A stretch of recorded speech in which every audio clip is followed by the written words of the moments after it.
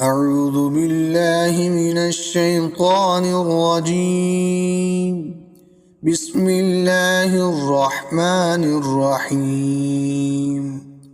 والتين والزيتون وطور سينين وهذا البلد الأمين لقد خلقنا الإنسان في أحسن تقويم ثم رددناه أسفل سافلين إلا الذين آمنوا وعملوا الصالحات فلهم أجر غير ممنون فما يكذبك بعد بالدين أليس الله بأحكم الحاكمين